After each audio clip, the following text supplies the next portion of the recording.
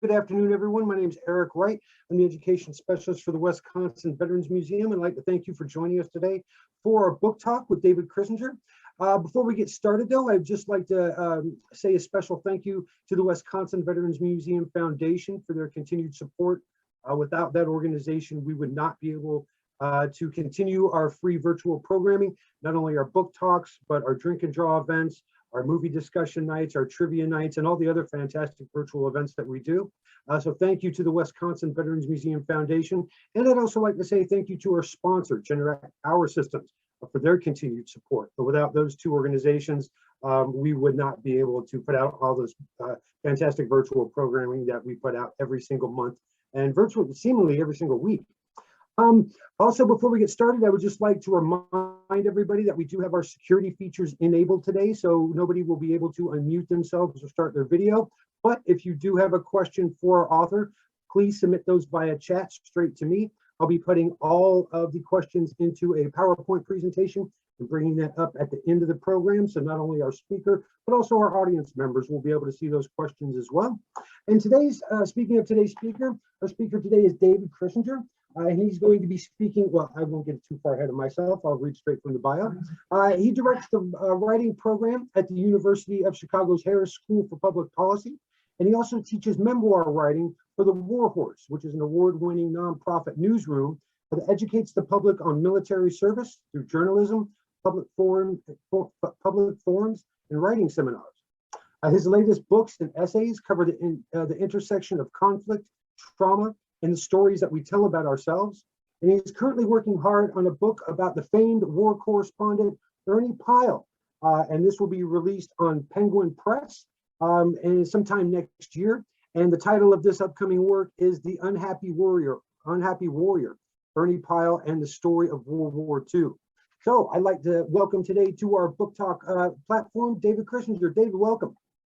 Thank you. Thank you so much for the warm introduction and for having me here today. Like Eric mentioned, I'm hard at work on this book about Ernie Pyle, and I think this is the week. My fingers are crossed. This is the week that I'm going to hit send on the full manuscript to the editor, and it's been a long journey, but it's also been not that long of a journey. So before I start that, let me share my screen just so so I have a few slides I wanted to share with you all today. But I get this question a lot of like, well, how did you come to find Ernie Pyle, or what is it about Ernie Pyle that really that interests you enough to spend about 40 years writing a book about him? And so the truth is that I didn't have much understanding or knowledge about Ernie Pyle until 2016. So I came to him quite late. And at the time, I was doing research about my grandfather on my dad's side, who was a veteran of the Battle of Okinawa at the end of World War II in the Pacific. And so in 2016, I went to Okinawa with all of the archival research that I had found about his unit and his company, and I wanted to go find the places that he had been during the battle. And there's this incredible monument and memorial at the southern end of the island of Okinawa, where there's this it's a memorial that's quite similar to the Vietnam War Memorial in Washington, D.C., where it's made out of black granite. It has names carved in it, but the walls are set up sort of in this wave pattern because it's right on the ocean. And on those tablets, there are about 250,000 names etched into the stone that represent all the losses from every side of that conflict. Japanese, American, there were some British soldiers that were killed there, Koreans, Okinawans, everyone included. And so when he took us, I was traveling with this guide who was giving me a tour of the island. And when he took me there, he wanted to know if I knew the name of anyone who had been killed in the battle, because we could go find their name and we could make an etching just like folks do at the Vietnam Wall in DC. And because my grandfather never really talked much about his experiences, I actually didn't know the names of of anyone that he had known personally that was lost during the battle. And so I'm sure I looked a little perplexed and a little anxious. And what the guy did was he said, "Oh, don't worry about that. I'll show you a name that you'll probably recognize." And he took me to the place where Ernie Pyle's name is etched onto the stone, because Ernie was killed in April 1945 on this tiny little island called Ishima, which is off the northwest corner of Okinawa.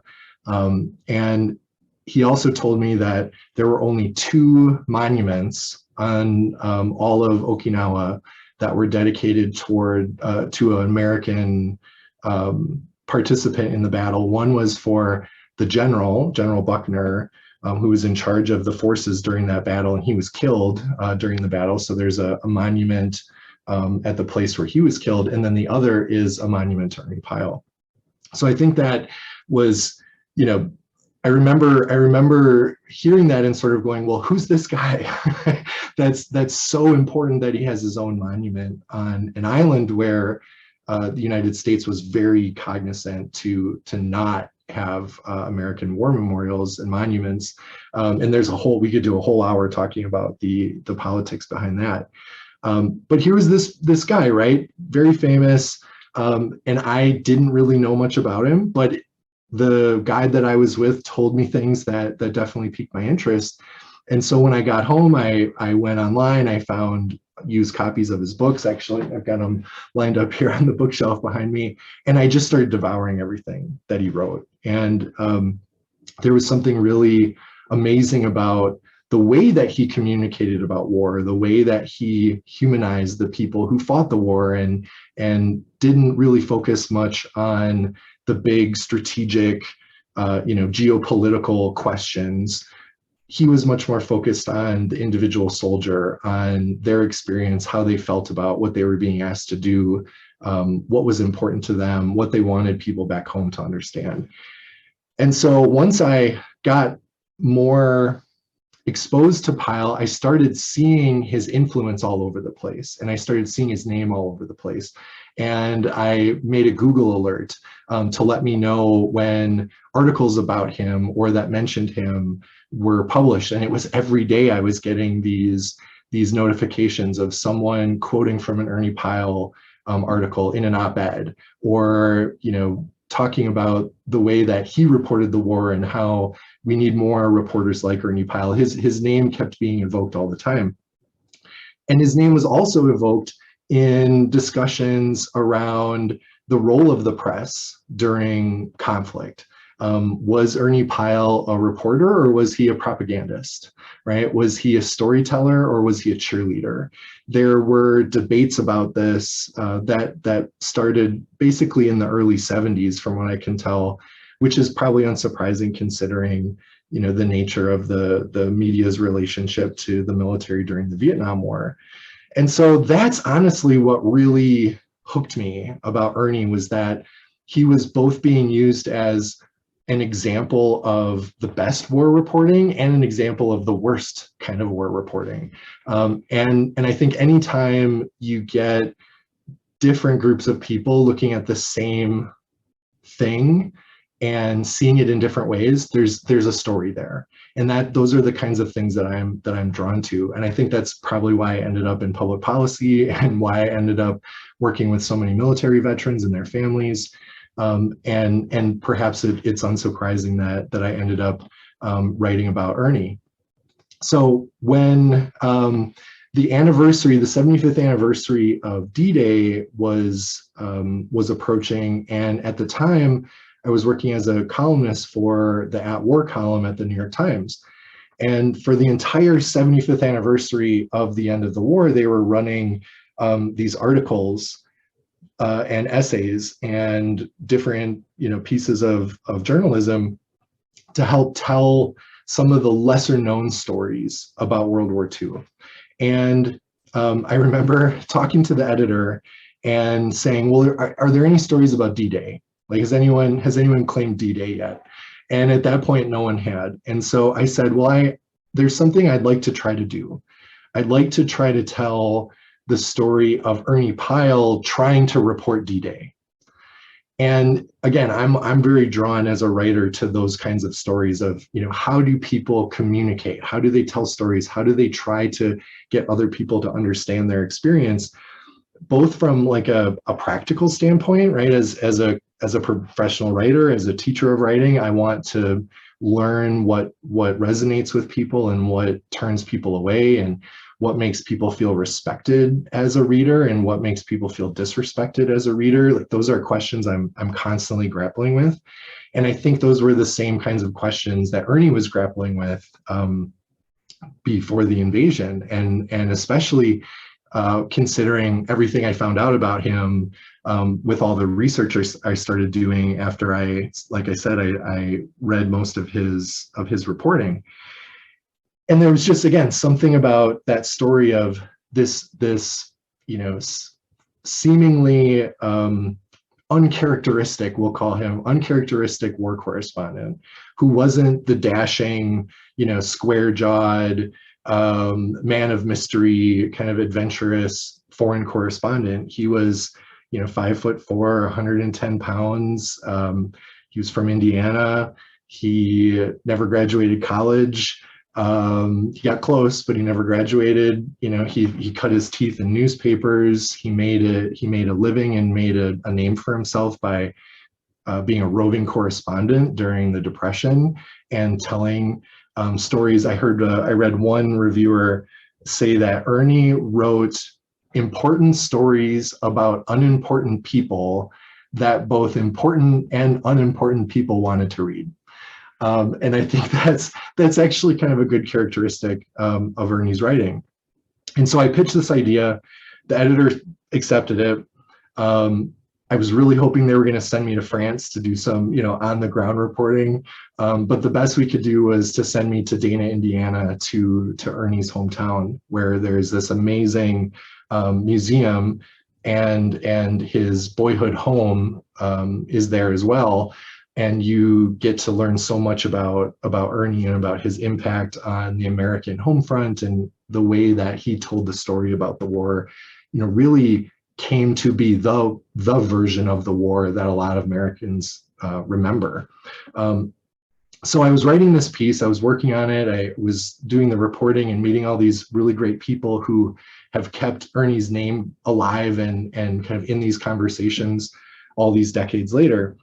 And the piece that I ended up writing, the title that the editor chose was The Man Who Told the Truth About D-Day. And it came out 3 years ago yesterday. So it came out on June 5th, 2019. And I don't think we had any idea how ready people were for that story. My editor told me later that there were over 1 million clicks on the story in the first day, which broke a lot of the records they had for first day viewership. Hundreds of people started commenting on the piece. My email inbox flooded with people reaching out to me to tell me a story that they remember about Ernie, or to tell me about how their dad had gotten to meet Ernie at some point in the war, or that their uncle was in a picture with Ernie and they would share the picture with me. And it just became so crystal clear to me that even though Ernie had been dead for so long, his words still mattered to people, and the way that he told stories still resonated with people. And I feel like anytime you find something like that, a story that lasts that long, that can have an impact on multiple generations of people, there's definitely something to it. And so after that piece came out, I put together a book proposal. I wanted to write a book about Ernie, and I tell this story just because I think it does a really great job of kind of framing up why me for this piece. So I was talking to an editor, and he was really excited about the idea of working together on a book about Ernie. And he said, so, give me your elevator pitch. Like, what's the way that you would do this? Because there are multiple biographies of Ernie. So what would be different about me? And what I told him was I wanted to retrace Ernie's steps through the war. So I wanted to go to all the places that he had gone, all the places he had reported in Algeria and Tunisia, and Sicily, and Italy, and England, and France, and all through the Pacific. And I wanted to go back to his hometown. I wanted to go to Bloomington, where he went to college. I wanted to go to some of the places he reported from as a roving correspondent, and to his home in Albuquerque. And so what I told the editor was that this would be my version of a Tony Horwitz book. So Tony Horwitz is one of my favorite authors, and he's probably most famous for his book, Confederates in the Attic, which what made a Tony Horwitz book was that he would sort of immerse himself in the history, and he would try to recreate parts of it, or he would, like in Confederates in the Attic, he became a Civil War reenactor and traveled all over the South trying to get a better understanding of how people really saw the war, right? And how the legacy of the Civil War continued in all these different ways. And so I said, that's what I would want to do with Ernie. I would want to, you know, try to get that inside story, go to these places, maybe look for stories that Ernie wanted to write but didn't, or tried to write but couldn't, or stories that he totally, you know, missed altogether, because there's no way that any one person, even writing 6 columns a week, could ever capture, you know, the entirety of the Second World War. And talking to the editor, having this conversation, and there's all of a sudden this long pause. And I'm sort of thinking like, oh great, he thinks this is a dumb idea. You know, maybe I overplayed my hand. And he says, well, you know that I was Tony's editor. And I swear I had no clue. The other part that makes this kind of spooky is that Tony Horwitz had passed away about a week before, or 2 weeks. It was very soon before I had talked with his editor. He had an aneurysm and died. And he said to me, I think if you want to take this gamble and do this, I think I'm the right person to help you write it. And so all of this like happened very serendipitously, and I feel very fortunate about it. And since then, right, since signing that contract, I've gotten to travel in North Africa and to the Mediterranean, and I spent a few weeks in France last December. The pandemic definitely put a huge kink into the project, because you know, couldn't travel anywhere basically for, you know, 1.5 years or 2 years. But I was able to get the travel done. Like I said, I'm working on the book right now to finish it up. I think it's one of the best things, maybe the best thing I've ever written. So I'm feeling really excited about that. But another really exciting piece of this puzzle is that Penguin also bought the rights to one of Ernie's books, of his columns called Brave Men, which covered his time from Sicily to Italy to France. And they wanted me to write a new introduction for it. And so I spent a lot of time with Ernie's words over the last few years, did a lot of reading while I was stuck at home. Luckily, some of the archives where Ernie's letters and his correspondence and other things are stored, started digitizing some of those records. So I was able to do a lot of research from home, which was really great. And so even though I didn't feel it anywhere, you know, at the time that the pandemic might actually be good for the book, I do think it gave the book a little bit more time that it needed to bake a little. And I think it'll be better as a result.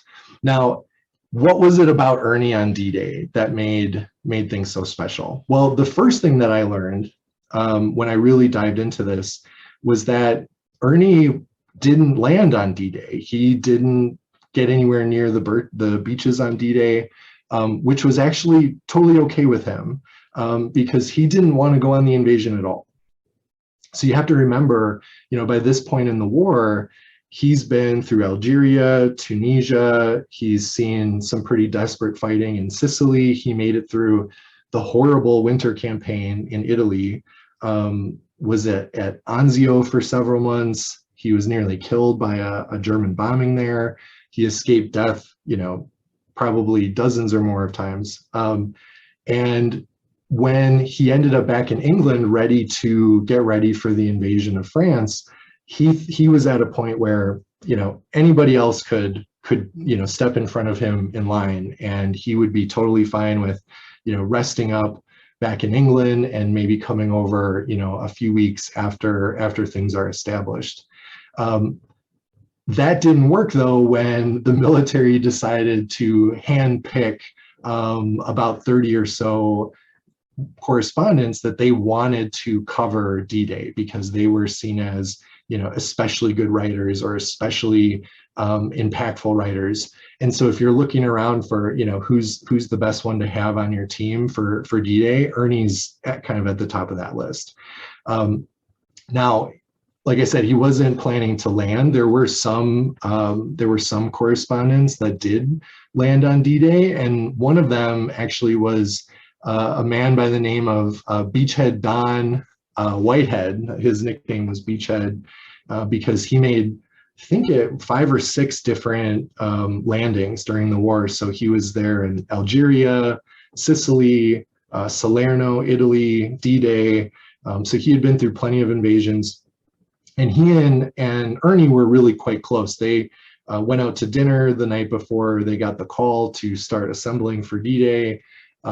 They, were best of friends through Italy. It was actually Don Whitehead who was the first one to read Ernie's column, "The Death of Captain Waskow," which is one of the most famous columns that Ernie ever wrote. And in fact, was voted by the National Association for Columnists, I think. I don't think that's the exact name of the organization. I'm totally blanking out right now.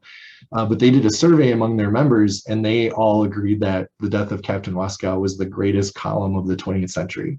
And Don Whitehead was the one who read it first, and Ernie told him, I think I've lost it. I don't have what it takes anymore to be a correspondent. And Don read that piece and he said, well, if this is the result of someone who doesn't have what it takes anymore, then the rest of us should go home too. So Ernie and Don were really close. Ernie was really concerned that Don might not make it through the invasion. And so the next day, D-Day +1, Ernie made it to the shore. There were still snipers, the occasional mortar shell exploding, some artillery. Every once in a while, a German plane would come near the beaches, but for the most part, the beachhead had been established. It wasn't, deep into Normandy at that point yet, but it was relatively safe, especially compared to D-Day itself. And so the first thing that Ernie did was look for Don, and Don gave him a very intense sort of understanding about what it was like to be there on the beaches when they landed. So the first thing that Don told him about was about how difficult it was to see where the Germans were, that there were all these clouds and fires and artillery shells going off, and the noise was deafening. They had no idea what they were coming up against. The men in the first wave were basically mowed down. The casualty rates for the first and the second waves were extraordinarily high. It's a miracle anybody made it off the beach. And so when Ernie found Don and got this kind of insider perspective, I'm sure there was a part of him that thought, well, I'm glad I missed that. But there was another part of him too that felt like, wow, he missed the greatest story maybe of the war. And it's at that point where he really starts to notice just the enormous undertaking that D-Day was, the sort of huge totality of it. There was just this is just one tiny sector of the beach, and you can see all the different ships, the landing crafts going in and out. There was just no way to really capture that from any sort of worm's eye perspective, that, like Ernie liked to say, his writing was from the worm's eye perspective instead of the bird's eye. And so when he gets done talking to Don, he goes down onto the beach and he just starts taking a walk, and he starts thinking about, all those young men that he saw pouring into landing crafts, and how some of them, had never seen combat before. He started thinking about the things that he saw along the beach, the German defenses, the American military material that was, strewn all over the place. He started thinking about the German fortifications and how they were basically designed by the German general Erwin Rommel, who's right here in the middle looking at this map. He was tasked by Hitler to really fortify the Atlantic Wall along, basically the entire western coast of Europe.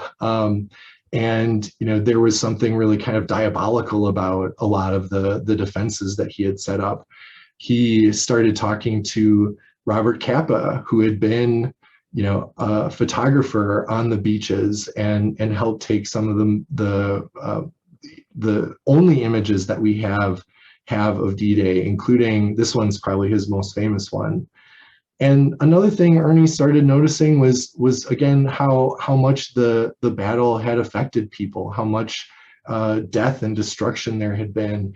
But at the same time, he wasn't going to write a piece that was full of blood and guts and horror and trauma. He knew that wouldn't serve the purpose that he needed his pieces to serve. And so when you think about like, well, what was he trying to accomplish? What was he trying to do if he didn't, talk about those things? Well, he didn't know either. And he started just walking along the beach and looking at what was there and trying to figure out some sort of angle into the piece. He started seeing the way that men were dealing with their exhaustion. He saw people struggling. He knew that he had to find a way to show the American people that yes, we had succeeded, at least up to that point. And yes, the battle, was probably, it was the beginning of the end, hopefully, for Nazi Germany, but that it came at an incredible cost, and that we had to be aware of that. Because at that point in the war, the fear among both political leaders in the US and military leaders wasn't that the home front needed to be protected per se from what was happening on the battlefield. It was that they needed a little bit of a shock, almost that there was a fear of complacency, that Americans would think, oh, this war will be over by Christmas, right? And so Ernie's thinking about all these things, right? He's thinking about, I missed D-Day. The American people need to know what happened here. The military censors aren't going to let him, give a lot of those details. So how does he do it? How does he get a reader to go, oh my gosh, I had no idea, while meeting the needs of all those different audiences? Now, as someone who teaches public policy writing, this is like hugely important question for me, right? How does one person tell one story that can appeal to all these different audiences?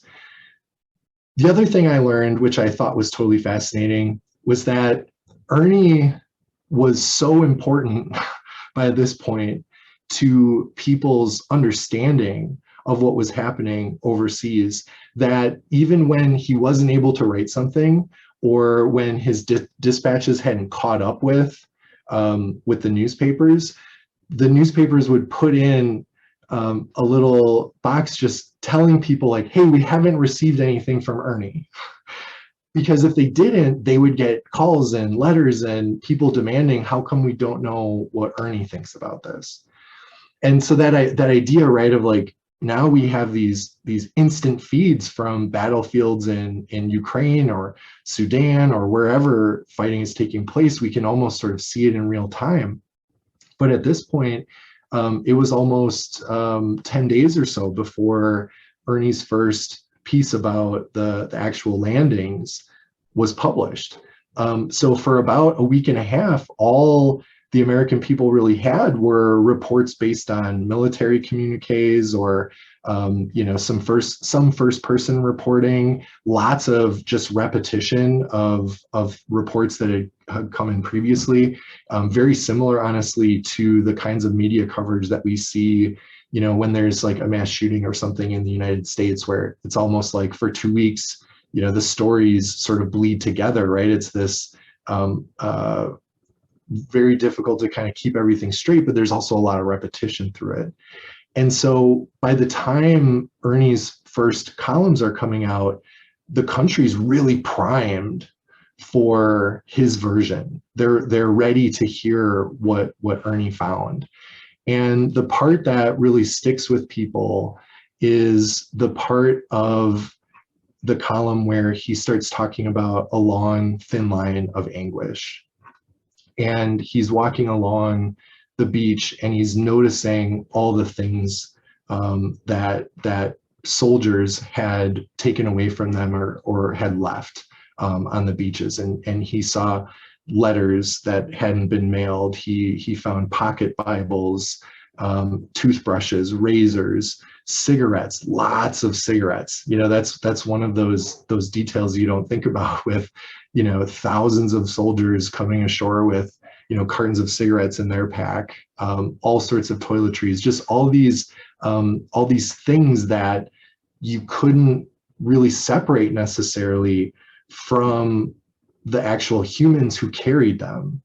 And the last time I read something or experienced something, you know, before I found Ernie, the last time I read or experienced something that gave me that same kind of feeling was the time that I visited Auschwitz in Poland, and there's basically a barracks building that you can walk through. It's you know, there's like a hallway from one end to the other, and there are these plate glass windows that go from the floor to the ceiling, and so you're walking down this corridor that's glassed in, but it's inside this old barrack, and it's just piles of shoes, piles of glasses, piles of prosthetics, piles of shoes, right? All of these things that had human owners, right? And it puts the enormity of the sacrifice into a really, really, or of the destruction in the case of Auschwitz. It puts it in a much more recognizable or much more understandable context.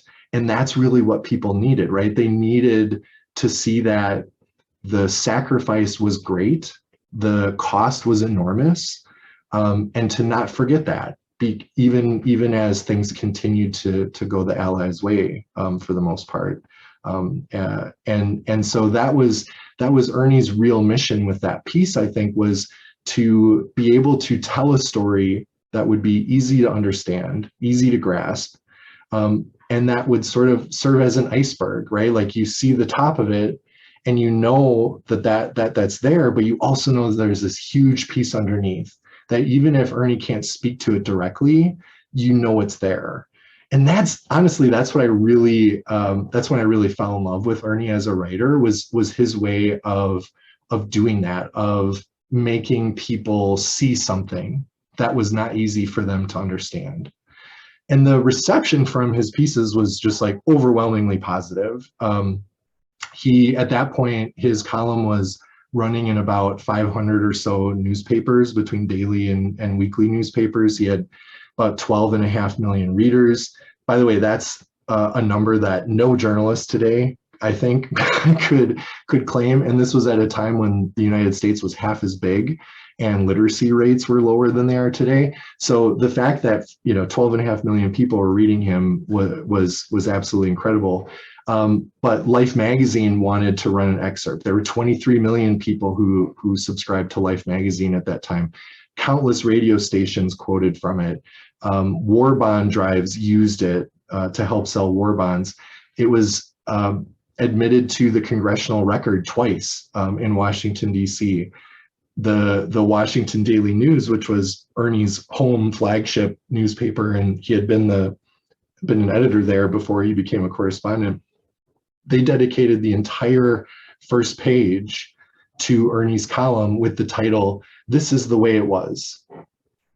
And again, that was the moment of that realization of, you know, you didn't have to read a piece that listed the number of people dead or gave gruesome details or focused on the terrible, really horrible things that happen in battle, there's a way to get people to recognize that that is what happened, but to also get them to see that we need to come together and work together to defeat an enemy that needed to be defeated. And I just, again, can't think of very many writers besides Ernie that were able to do that. And I think that's why people continue to read him, why 1 million people clicked on that article on the first day, why there needs to be another biography of Ernie, like all of these things, right? I think we need, as a country, we need someone who can tell stories like this. And so it's been really exciting to get to try to do that. The last piece I'll leave you with here is that Ernie was a very harsh critic. In the book, I say he's laceratingly critical of his own writing, and he thought that his D-Day pieces were actually not very good. And when his editor told him about all the success and all the acclaim it was receiving, he wrote to him and he said, "America must be very emotional about the invasion," because he said that a lot of people were comparing it to the Captain Waskow article. And he said, if they're comparing his D-Day piece to the Waskow piece, it's actually, I think he was actually kind of offended by it. He said all he did with the D-Day piece was just write what he saw. But then he ended the letter with, "But of course, I'm glad people liked it." And that really, I think, sums up Ernie of what kind of guy he was, what kind of war reporter he was, what kind of human being he was. All right, I saw we've got some questions in the chat. You hear about Ernie Pyle all the time, at least in our profession. But to get those details, besides his writing, actually who the man was and what his motivations were. Quite fascinating, actually. I hope lots of other people agree, Eric.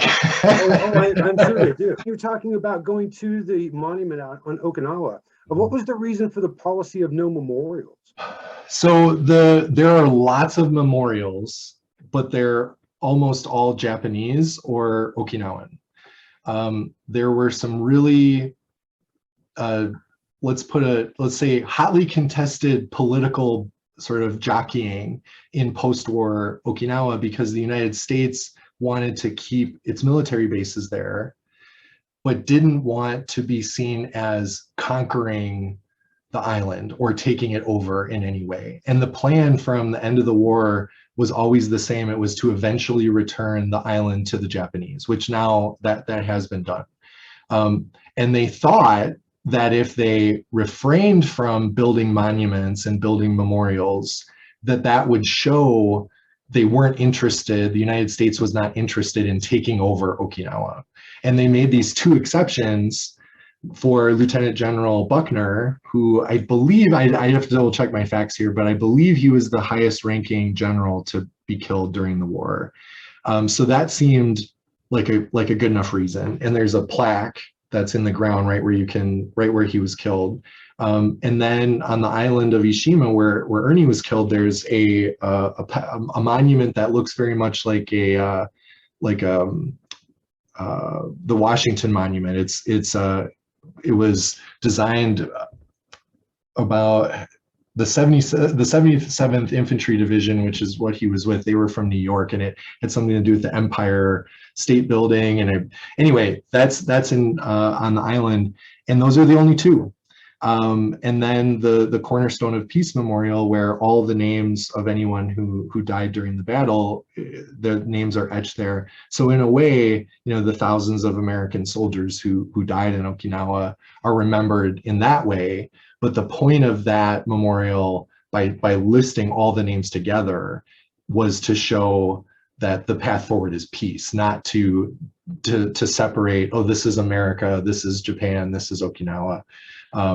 Now, how successful that has been. Oh, and I remember reading something too, that there was some talk about how Americans would be less likely to travel to Okinawa. And they wanted to make sure that wherever there were monuments built, that Americans would go there and see them, which I always thought was kind of odd considering how many Americans are stationed in Okinawa. But anyway, that's just a little preview of the politics, bureaucratic decisions. And our museum historian and our museum director are both in on this discussion, and they have confirmed that yes, he was the highest ranking general killed Okay. in the war. So thank you for the real-time fact check. I appreciate it. Let's see here. We'll get on to the next question. Once your research was finished, what were your conclusions regarding Ernie as a storyteller? At least, based on your, standards of what a storyteller should embody. Well, so I think one thing is that there are different kinds of newspaper writers.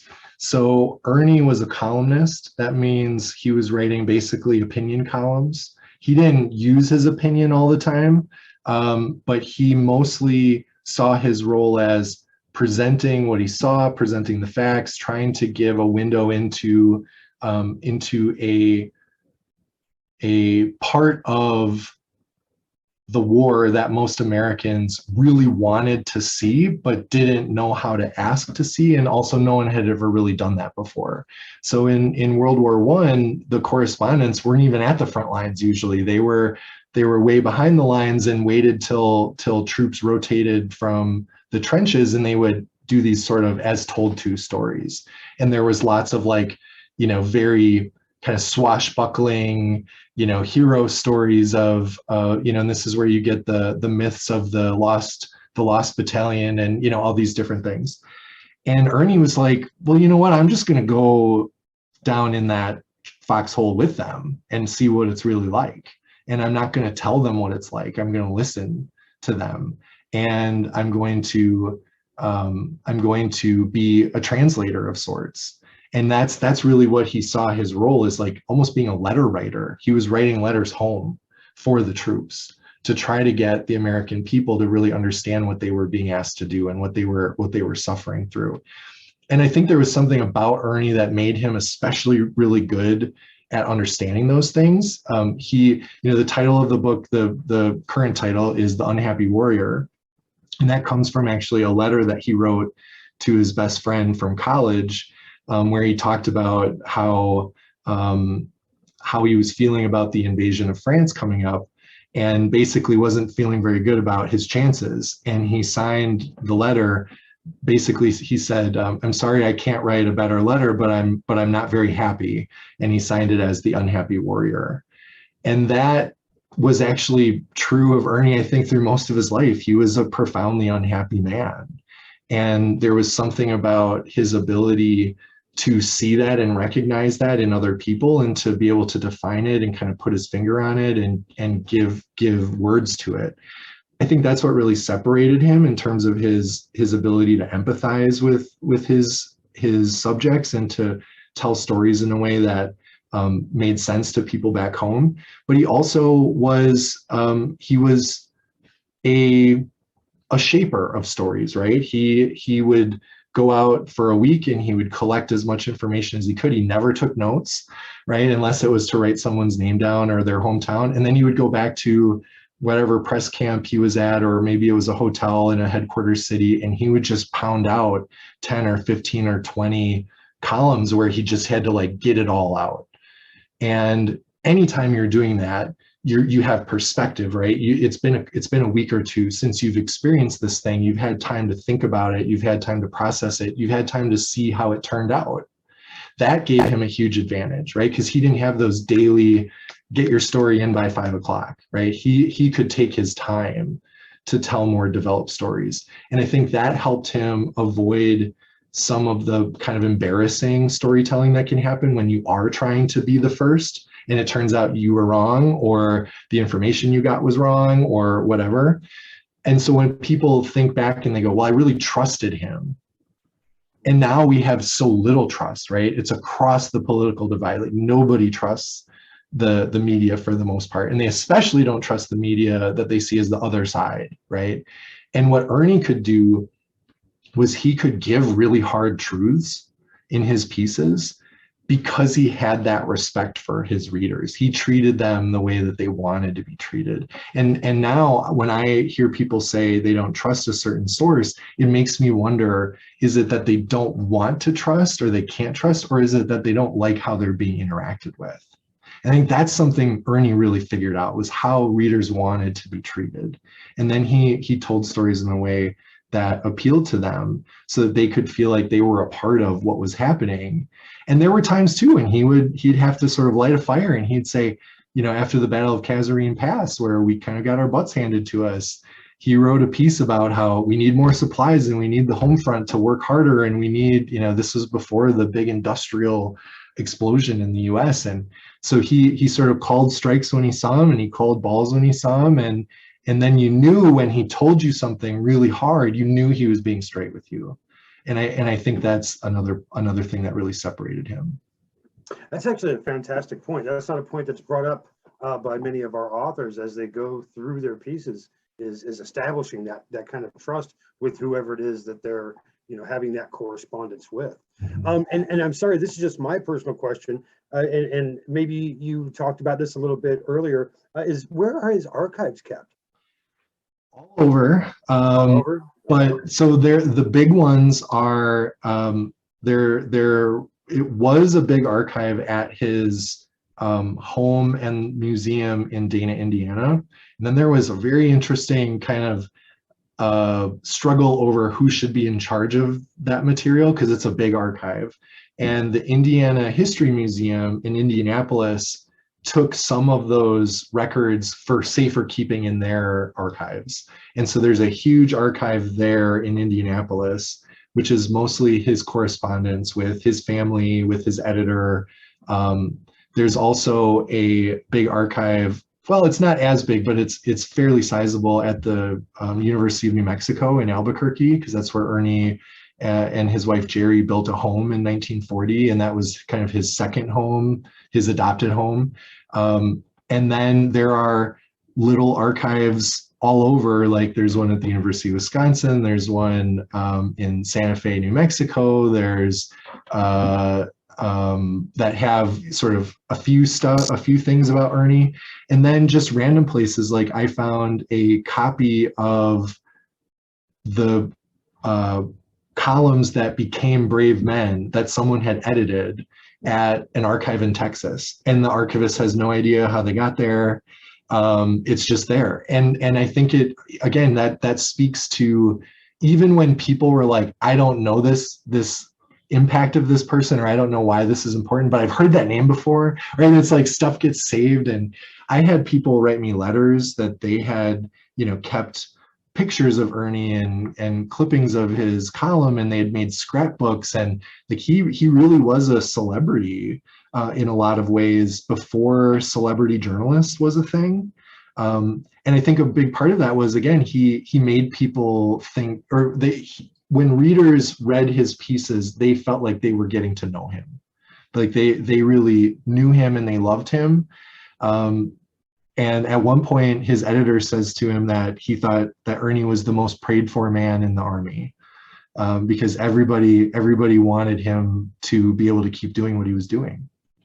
Not just a columnist, but seemingly a friend. Wow. Yes, exactly. Well, and I don't think it's a coincidence that when he was killed on Ishima, the sign that was placed where he was killed said, "We lost a buddy," right? Not "we lost a war correspondent," but "we lost a buddy." And I think that meant exactly what they tried to show.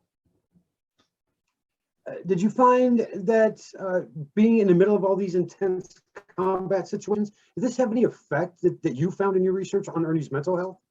Yeah, absolutely. It's hard though to pinpoint things exactly, because you know there was this this kind of idea, I would say, that it was this kind of cumulative effect, right? He was at the front lines for so long, he covered war for so long. When he left France, this was right after the liberation of Paris, at that point, he had been overseas for 29 months total. He'd come back a couple of times for breaks, but 29 months, and a year of that was at the front lines. And around that same time, there were military psychologists who were publishing papers based on their observations working with combat stress, that it was impossible for an American soldier to last more than 240 or 250 days of combat. Like if a soldier made it that long, they would become a psychiatric casualty. And only about 7% of all infantrymen ever lasted that long, right? So when you think about that level of violence and brutality, right? And then Ernie made it through, right? He wasn't obviously doing the same kind of fighting that the infantrymen were doing, but he was there, right? And being there definitely wore him down over time.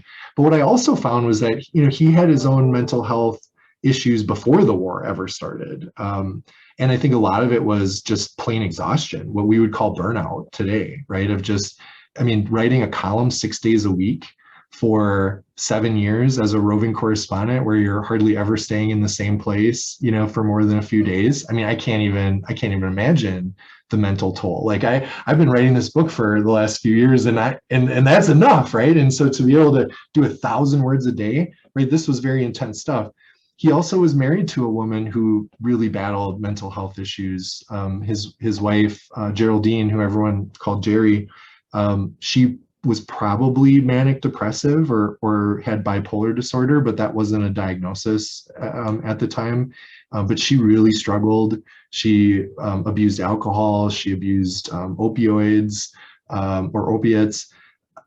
She never really got the help she needed. I think this was before any sort of modern prescription medication or modern mental health treatments, and it was like they just didn't know what to do with her.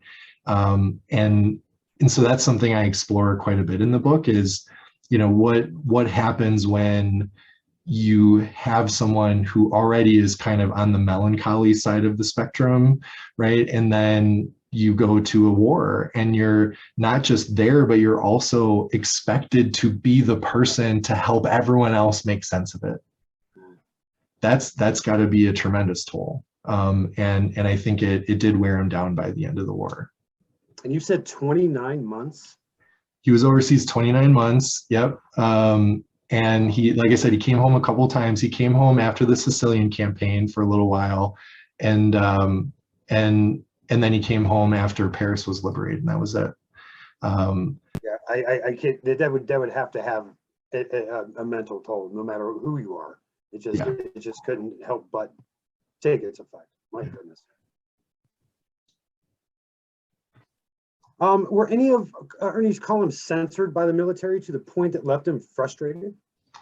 So there is some evidence that this happened a couple times, especially earlier in the war, and that's something I traced a little bit, where like Ernie was really tuned into the fact that war was having a really intense effect on the men we sent to do it.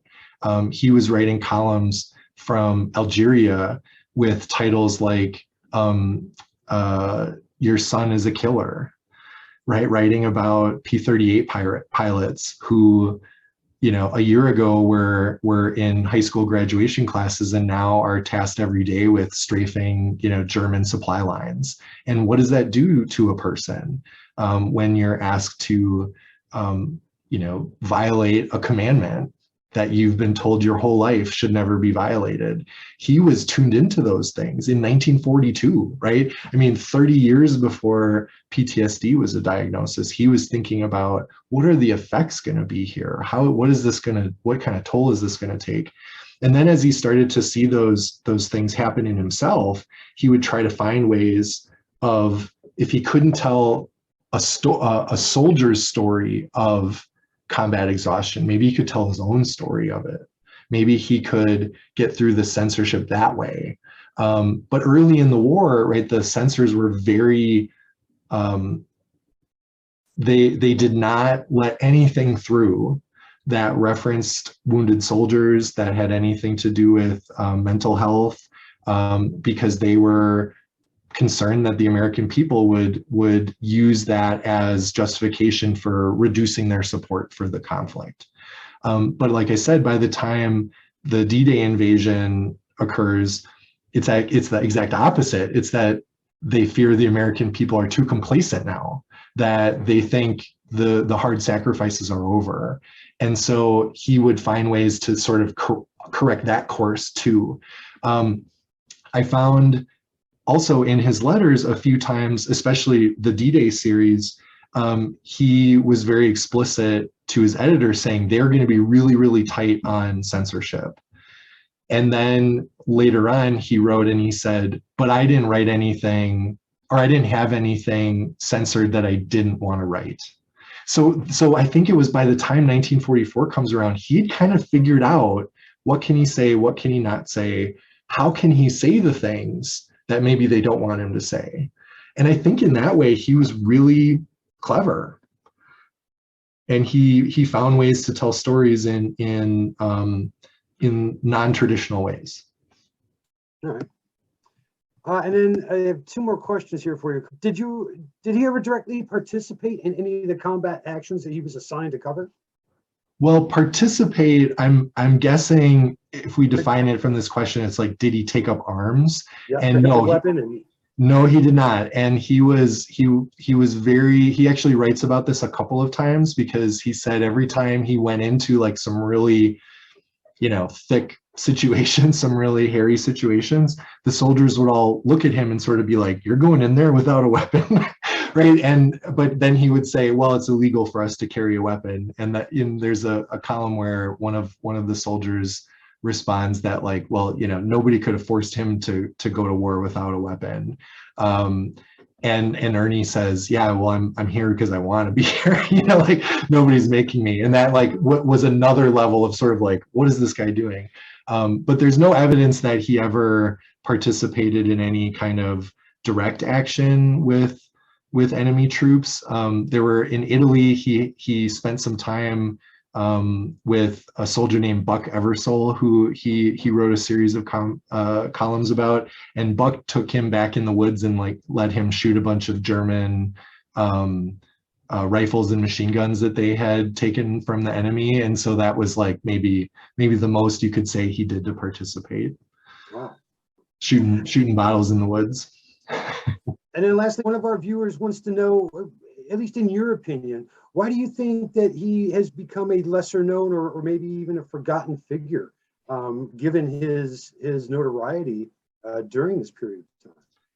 I think that among certain circles, he never went out of favor, right? I think if you talk to a journalist, they all know Ernie Pyle. They read Ernie Pyle in school. They had mentors that told them about Ernie Pyle. I think if you're in any kind of World War II adjacent space, that's usually a name you don't have to explain very much, right? People sort of, oh yeah, even if they don't know the particulars. But then, I mentioned this a little bit in the discussion, but it was especially during the Vietnam War, right, where there's this shift away from the idea that the military correspondents are there to sort of be part of the war effort, to the shift of they're there to uncover wrongdoing, or they're there to hold the military accountable.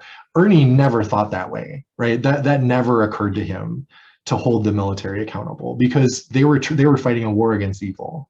And that's how he thought about it, was I'm on the American side. I'm not going to do anything that could be perceived as helping the enemy.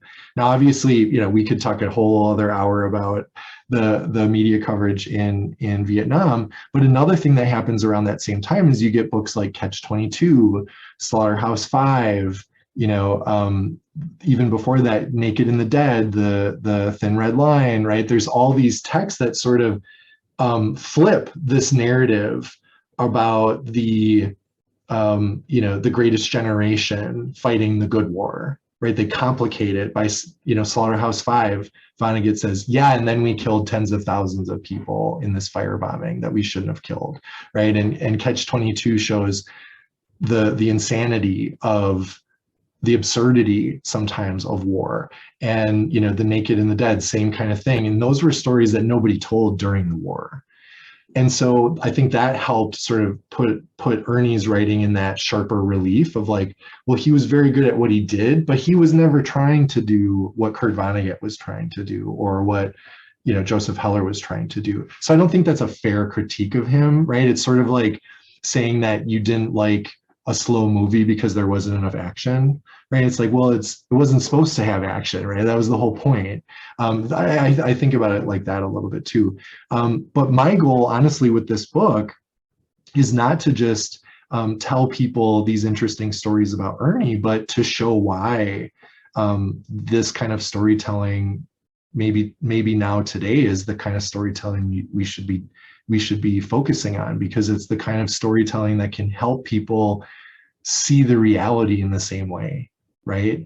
To have a shared understanding of something. I think we could really benefit from both of those.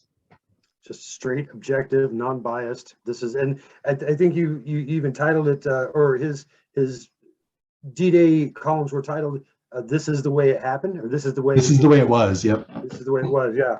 And yeah, you're right. I don't think we get enough of that nowadays. Thank you so much for joining us today. I cannot wait for you to hit that send button. I'm definitely looking forward to this book coming out, and I want to pick up a copy and tear into it. Well, I should say too, I didn't realize you all do the movie night. The story of G.I. Joe. That's the story of Ernie's life. It came out in 1945. Has a young Burgess Meredith, Rocky's trainer, plays the intrepid reporter, and it was nominated for 4 Academy Awards. So it could be a fun movie night. I'll definitely have to work that into my mix. Sure. All right. Well, thank you for joining us today, and for everybody out there watching. Thank you for being with us today for our book talk with David Chrisinger and his new work coming out hopefully next year on Ernie Pyle, The Unhappy Warrior. Thank you all for being here, and we'll see everybody next time. Take care.